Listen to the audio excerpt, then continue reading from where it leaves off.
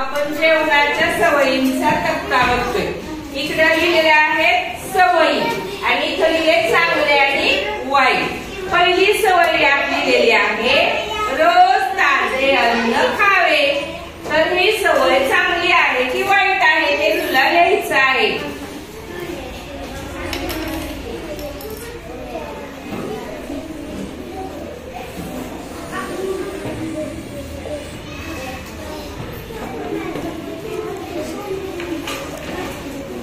बघा यांनी काय लिहिलं रोज ताजे अन्न खावे। ही सवय कशी आहे? कशी आहे म्हणजे हे उत्तर बरोबर आहे। आता दुसरी सवय काय बघा जेवायला बसण्याआधी हात स्वच्छ धुवावे। ही सवय कशी आहे? चांगली का वाईट? चांगली।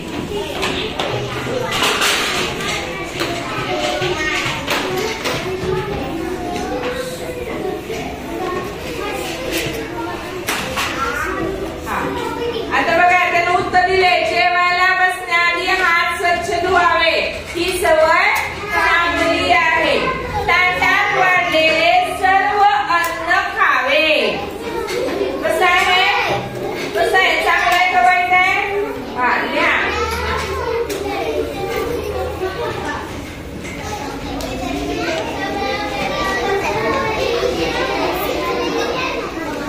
आणि मग पुढची सवय अन्न वाया घालवावे।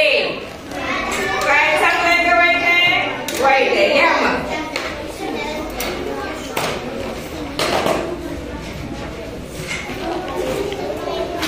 वाईट वाईट मी काय लिहिल्यावर तरी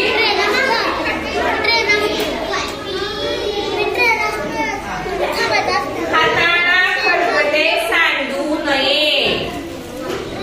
हाताना खरकटे सांडू नये। आपण खाताना खाली सांडायचं का नाही सांडायचं? नाही। मग चांगल्यामध्ये लिहायचं वाईट मध्ये?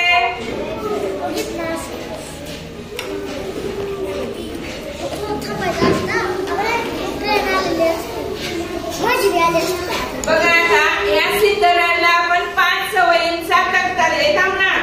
5 सवयींचा तक्ता दिला होता।